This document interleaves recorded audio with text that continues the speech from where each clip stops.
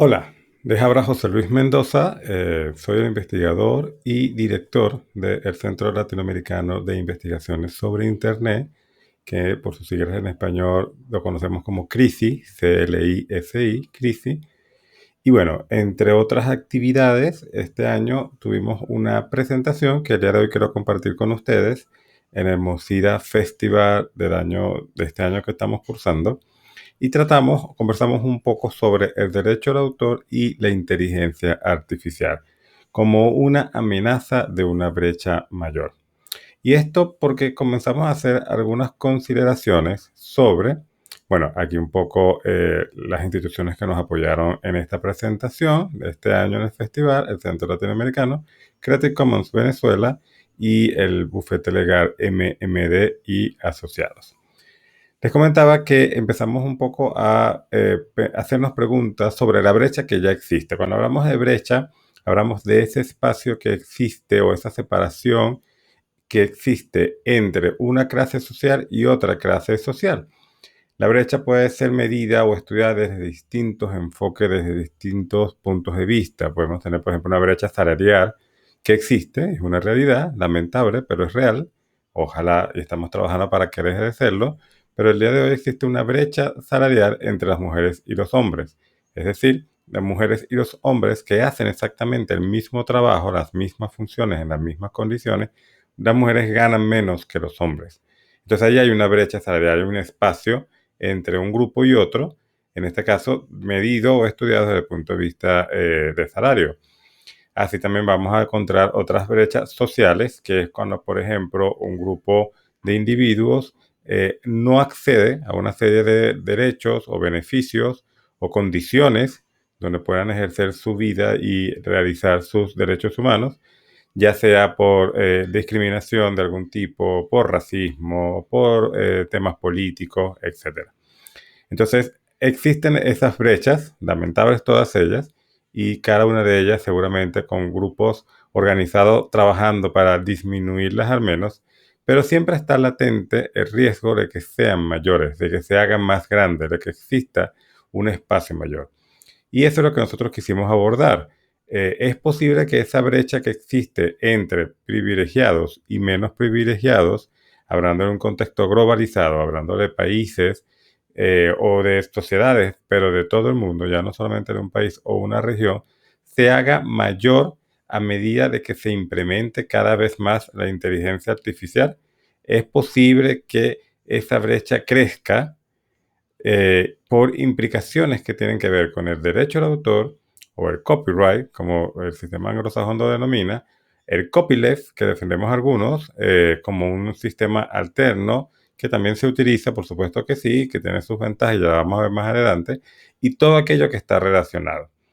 Recordemos que cuando hablamos de derecho de autor o propiedad intelectual, copyright, copyleft y lo relacionado, no estamos hablando más allá sino de otra cosa que todos los derechos, valga la redundancia, que nos otorgan los sistemas legales, judiciales, de cada uno de los países a los autores, a los creadores de determinado contenido. Tradicionalmente esto quizás tenía alguna importancia no tan horizontal, no tan incluyente a todas las personas como hoy en día, porque hoy en día, ya sea por el desarrollo de las tecnologías, de Internet o incluso de las redes sociales, prácticamente todos, no vamos a decir que todos, pero prácticamente todos somos creadores o podemos serlo de una manera muy fácil. Ya no hace falta que compremos pinturas que antiguamente además eran muy costosas, porque recordemos que los pigmentos naturales, ya no existían los artificiales, tenían que obtenerse de fuentes, valga la redundancia, naturales que dieran esos colores. Entonces de repente el color púrpura tenías que buscar algo en la naturaleza que tuviera ese color púrpura que tú querías obtener o transmitir y después buscar conservarlo a través de procedimientos químicos, pero el punto era lo costoso era conseguir ese pigmento, ese color.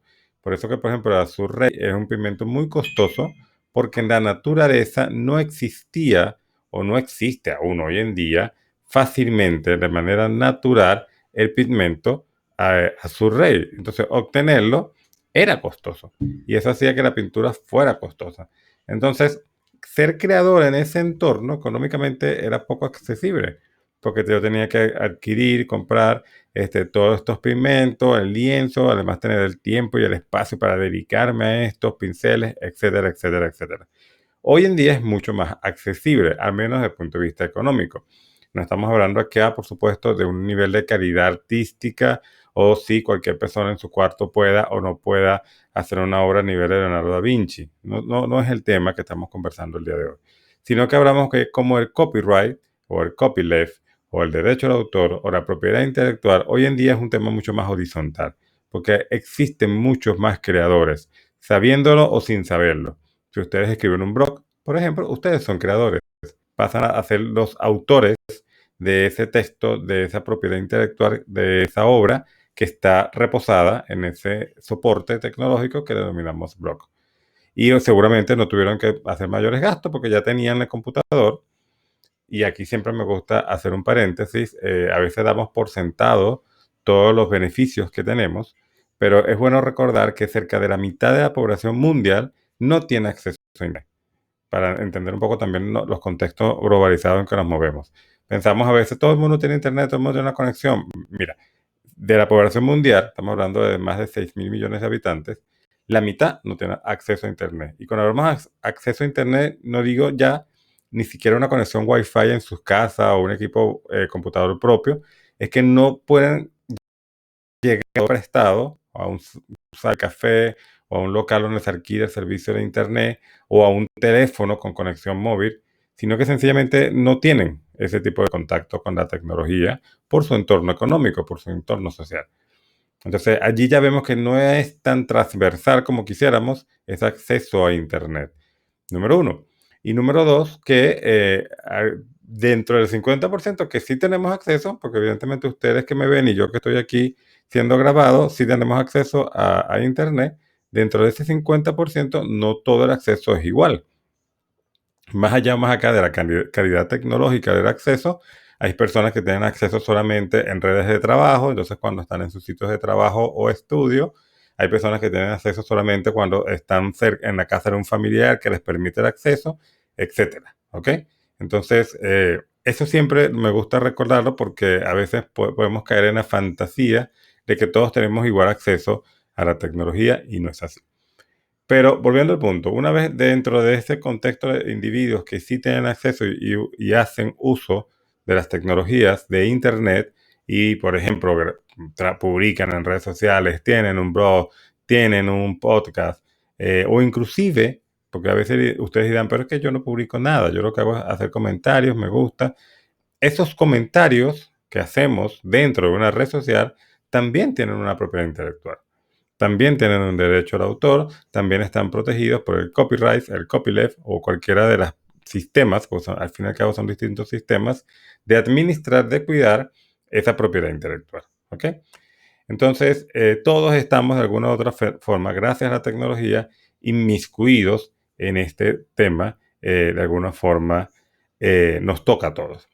Ahora bien, tenemos cerca de un año, quizás cada vez se escucha más y más y más, pero yo diría que el último año es donde más ruido ha hecho, escuchando hablar de la famosa inteligencia artificial, la llegada de la IA. Y aquí tenemos que hacer algunos matices. Primero, la inteligencia artificial tiene años funcionando entre nosotros, muchísimos años, solo que bueno, últimamente quizás ha tenido un poquito más de publicidad en medios de comunicación. Segundo, no hemos llegado realmente al desarrollo de una inteligencia artificial como tal, sino que seguimos trabajando, o bueno, los técnicos que están trabajando, los científicos que lo hacen, siguen haciendo el trabajo, solo que han alcanzado un nivel de desarrollo tal que realmente para los que estamos afuera, y me incluyo, es un poco sorprendente el nivel que al día de hoy tiene esa evolución, pero no ha llegado. Es un camino que se está recorriendo, que estamos recorriendo incluso como sociedad, pero el cual no hemos llegado todavía. ¿Por qué? Porque para hablar de inteligencia artificial, bueno, obviamente que no es humana, ni es creada por la naturaleza, por eso que es artificial, pero para hablar de inteligencia se ha establecido el parámetro de que tienen que ser capaces, las máquinas en este caso, de aprender determinados procedimientos y aplicarlo para algo para lo cual no fue enseñado.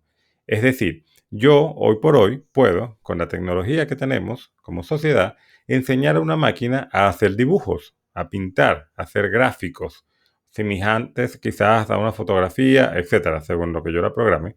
Y la máquina, entonces, que todos lo sabemos, vamos a una de estas famosas páginas, herramientas de inteligencia artificial, y le decimos, imagina un mundo azul donde las ventanas sean de chocolate. Y ella te va a hacer una representación gráfica más o menos acertada según la manera que nosotros redactemos lo que llaman prompt o ese comando o esa acción o esa frase con la cual activamos el robot o la inteligencia artificial. Dependiendo de qué tan bien configurado esté ese comando, esa voz, ellos van a ser más o menos acertados a lo que nosotros le estamos pidiendo. Pero el tema es que va a entregar entonces, a consecuencias, una representación gráfica de lo que yo comandé, de lo que yo pedí, de lo que yo le dije al robot. Esto sorprende porque de verdad que hay unos que hacen unas cosas que uno dice, wow, pero ese aprendizaje que obtuvo esa máquina para poder hacer eso, no lo puede aplicar, por ejemplo, para entender cuánto es 2 más 2. No lo puede aplicar para, por ejemplo, elaborarme un informe de 10 páginas sobre quién es el presidente de Nicaragua.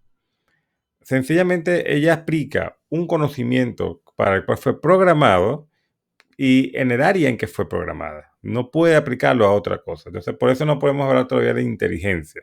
La inteligencia, como la que tenemos nosotros los seres humanos, a mí seguramente a muchos de nosotros se nos enseñó en la escuela que 2 más 2 es 4, pero yo ese conocimiento lo puedo aplicar, por ejemplo, para recordarme los 4 hijos que tengo. Entonces los cuento, 1, 2, otro 1, 2, 2 más 2, 4. Tengo 4 hijos. Lo puedo aplicar para cuando voy a hacer un pedido en un restaurante que quiero 4 bebidas, etcétera. O sea, puedo aplicarlo dentro de muchos contextos, de diferentes contextos. Eso es lo que es realmente inteligencia. Sin embargo, esto no quiere opacar de ninguna forma el nivel de desarrollo que el día de hoy llega a tener la llamada inteligencia artificial. Todo eso posible gracias a, por supuesto, eh, la Big Data, la computación cuántica y toda una serie de desarrollo tecnológico que es lo que hace posible el procesamiento de grandes cantidades de datos en muy poco tiempo, que es lo que de alguna otra manera estimula o lo que nos sorprende de las inteligencias artificiales, que en cuestión de segundos nos dan una respuesta, pero para llegar a esa respuesta, ellas, las inteligencias artificiales, estas máquinas, estos robots, han hecho una serie de procedimientos computacionales que obviamente nosotros no percibimos, pero que es posible gracias al desarrollo de la ciencia. Es decir, a pesar de que yo me lleve un programa de inteligencia artificial el día de hoy en el pasado y lo corro en una máquina de hace 20, 30 años, el mismo programa con la misma capacidad no va a funcionar porque el cómputo que requiere es tan potente, es tan grande, que la máquina va a tardar tanto que deja de, por lo menos, de sorprender. Quizás puede entregar el mismo resultado, pero te va a tardar 2 o 3 días en ese proceso. Entonces deja de ser un poco tan sorprendente como es el día de hoy. ¿Ok?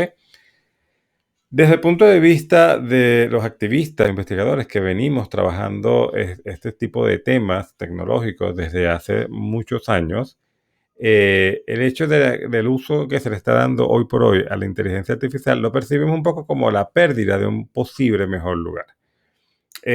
Nos genera cierta tristeza el entender que una tecnología que se pudo utilizar, que se pudo aplicar para mejorar tantas cosas, y en el caso que estamos hablando del tema del día de hoy, disminuir esa brecha, más bien está, lamentablemente, y según las estadísticas que estamos levantando, contribuyendo a hacerla más grande. Es decir, esta tecnología que pudo de alguna forma hacer la brecha más pequeña, la está haciendo, por el contrario, más grande. Entonces es un sentimiento un poco de tristeza el que sentimos quienes tratamos un poco esto. Ahora bien, un poco antes del cierre, me voy a permitir regresar.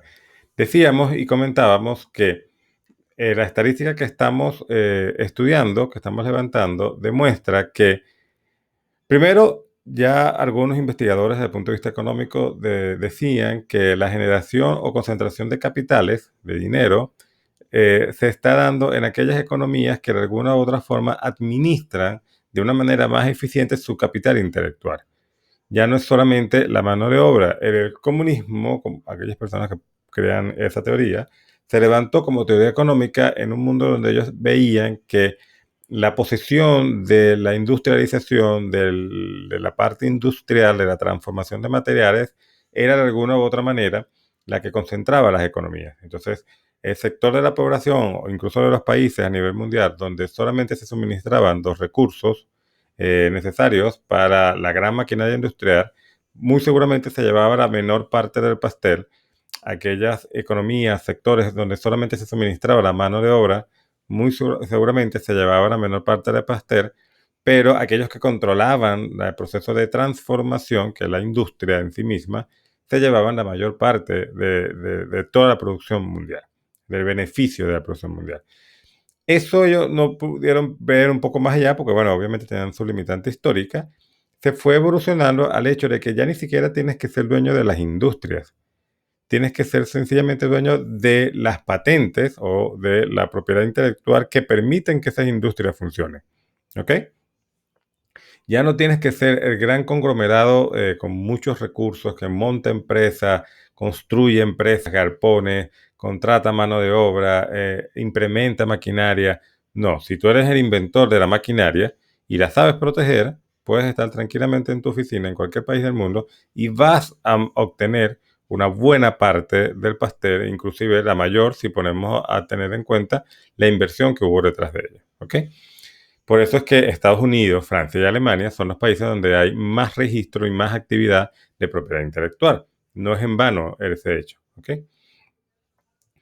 Por eso es que nos preocupa un poco cómo esa propiedad intelectual de todo lo que está detrás de la llamada inteligencia artificial está creando en estos países que les acabo de nombrar, Francia, Alemania y Estados Unidos. Es decir, todo lo que está, que viene unido a la inteligencia artificial como producto, ¿ok? Que puede ser el beneficio económico que eventualmente se le, porque muchas herramientas son gratuitas, etcétera, pero viene un beneficio económico obviamente cuando estas herramientas se terminen de desarrollar, va a quedar en estos países donde se está registrando, donde se está protegiendo, donde se está incentivando la propiedad intelectual. Y más allá de eso, ellos son los únicos que van a tener la capacidad de entender qué pasa del otro lado.